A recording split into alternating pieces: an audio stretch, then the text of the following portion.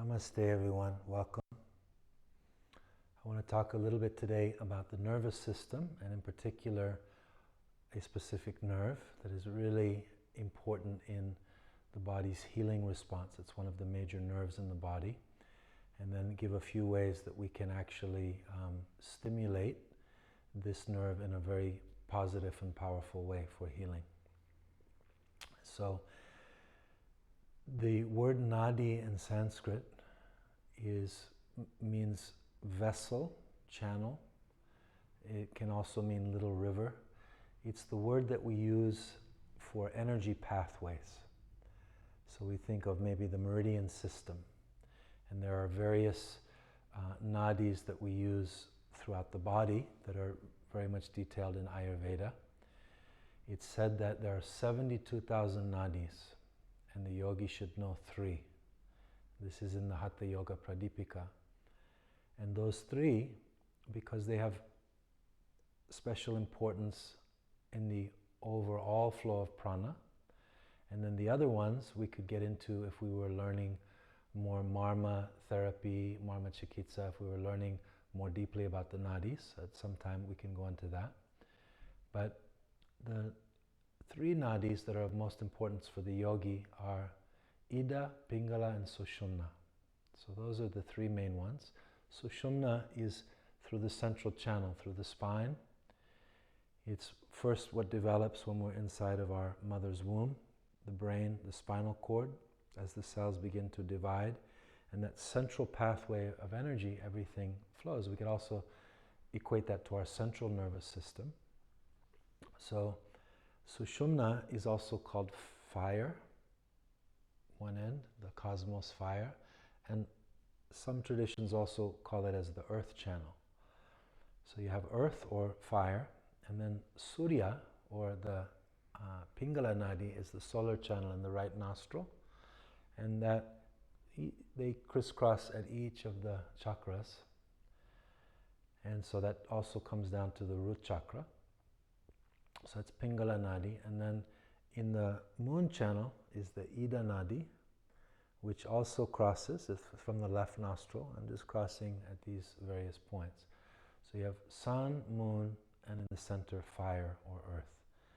And these 3 nadis, which we access through alternate nostril breathing, through core channel awareness, getting the prana to flow in the central channel, are the 3 main channels in Hatha Yoga. Now there are other ones. The nadis could also be stretched to consider blood vessels, arteries, veins. These are also pathways of energy within the body. And so nerves, physical nerves, also can be used. The nadis that we're talking about with prana are more subtle. They're considered even more subtle than nerves. But they could be within the nerves, within the connective tissue. There are different theories, but mainly we think of them as pathways of energy. And certainly when we're doing our own yoga or just tuning in a deeper way in our life, we can start to feel how energy moves in patterns through the body, how it moves in circuits. And that's really important experience to allow ourselves. It's just how energy moves very uniquely in us. So in our nervous system, which I'll detail at another time, it's a very complex system with many layers. Within our autonomic nervous system, so we think of that as our involuntary nervous system, the parts that are functioning that don't need us to think about it. They're just the life support systems of the body, governing the processes of the body, keeping everything working, and trying to always keep us in a state of balance and homeostasis. So we also have our somatic nervous system, which is more of our voluntary movements, and then there are also many other parts to the nervous system. But in the autonomic nervous system, which is part of the peripheral nervous system, in the cranium, the cranial nerves, the longest and biggest cranial nerve is our vagus nerve. Now the vagus nerve it comes from the Latin root vaga, as in vagabond, right? Vagabond, to roam, to go to many places.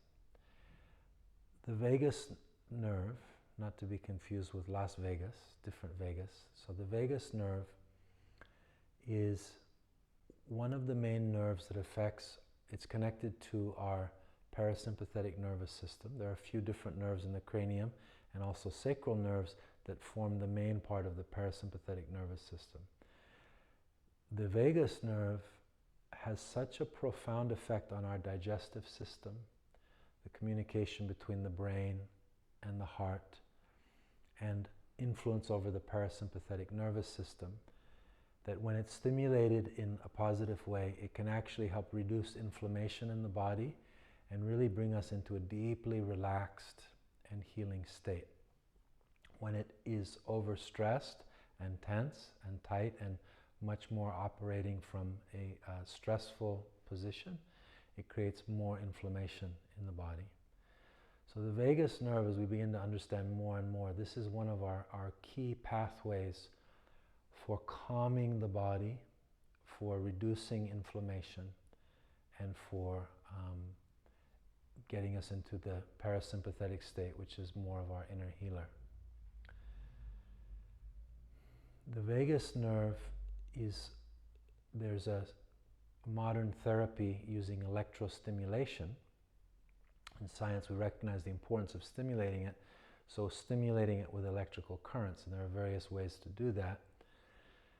But those can have side effects. So what we're going to look at today are two different ways that are scientifically shown to help stimulate in a positive way the vagus nerve, to vibrate, right? To vibrate in a way that begins to activate it and help it to literally shift its vibration, shift its frequency from a kind of stress response into a more relaxed and expansive vibration. Okay, so the two techniques are sound, nad or nada, the vibration.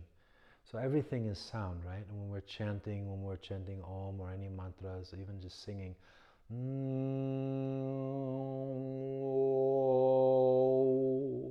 it's setting up a vibration, and that vibration also goes in. So we're going to use the chanting of the sound I'm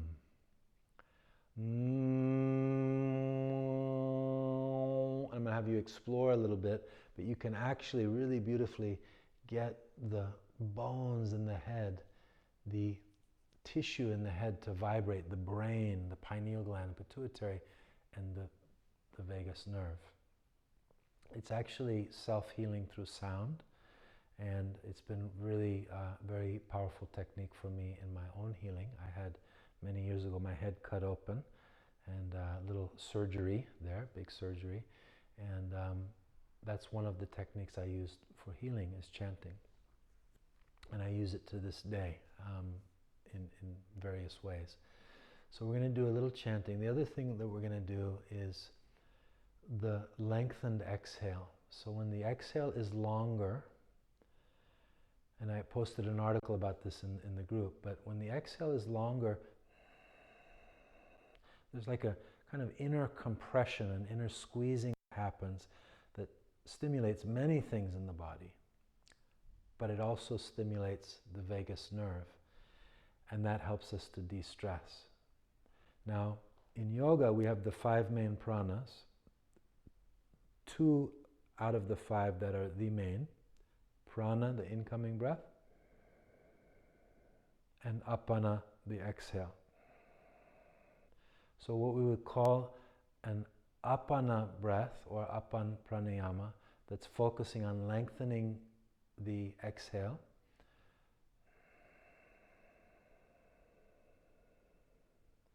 is the type of pranayama that would be very beneficial to de-stress, to calm, to reduce inflammation. Sometimes when you're feeling a lot of anxiety or stress, if you really focus on that exhale and lengthen it, it helps you to release stress. So the ratio, and I'll just explain it now since we're in that mode, is think of it as a 1 to 2 ratio. So just the two parts are the inhalation and exhalation. If we went to 4, it would be inhale, holding, exhale, holding. So we'd be adding the kumbhakas. So that would be like, there would be 4 different numbers in the ratio. This is just 2. So meaning we're talking inhale and exhale. So the inhale is 1 and the exhale is 2. The exhale is twice as long as the inhale. But that's the ratio. So if we make the inhale 2, then it would be 4. If we make the inhale 3, it would be 6 exhale. If we make the inhale 4, it would be 8. So we're going to play with a couple of those as well. Those are the 2 different techniques. Now, for the humming, which I want to just give a little practice round with that before we get into the actual technique. So what I'm going to do is record the 2 techniques separately. This is more just like an introduction, so when you want, you can just go to the techniques. So this is like the setup. So when you're toning, especially if you're not as comfortable with your voice or it's newer, really allow yourself to explore and experiment. So let's just start with the sound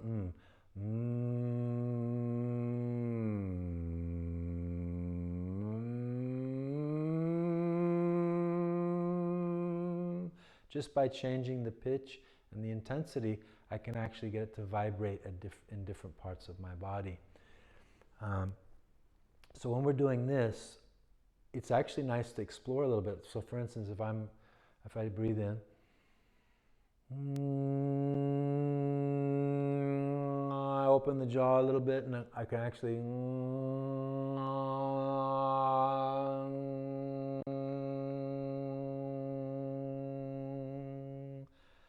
play with really releasing the bones here.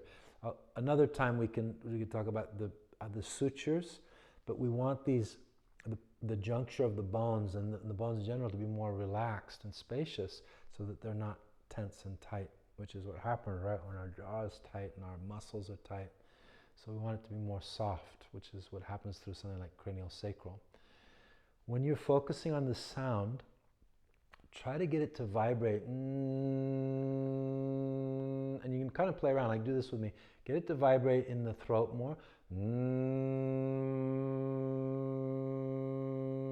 Now move it up to the back of the brain stem.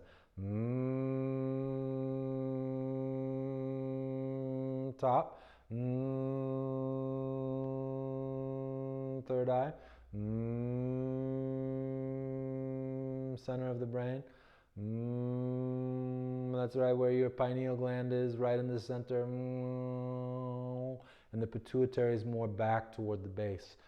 So you can, it's not like there's one right or wrong place. You can just explore. And it's really, like I can already just, in this little bit I'm doing with you now, I can really just feel this opening and pulsation happening in my on the cranial bones and the tissue and the jaw, where it's like literally the lotus is opening, okay? The vagus is the largest cranial nerve, and if you can kind of imagine, it's almost like you're talking to it. You're getting to learn about these different parts of the body, in this case the vagus nerve, and it's like I am intentionally vibrating this nerve in a positive healing way to affect my whole physiology in a positive healing way, right? So actually we'll go into the technique in a moment in different clips, but so that's kind of the idea. So like a practice run, maybe chin mudra, nice and straight. I inhale, doing pranayama. Little pause, and then I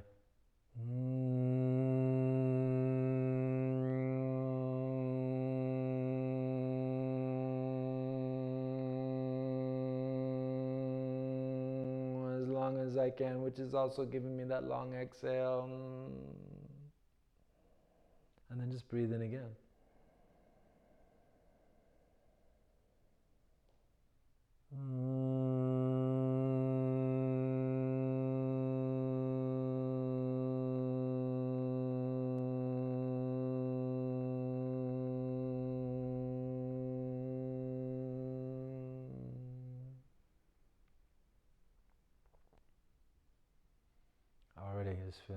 deep calming and de-stressing of the brain.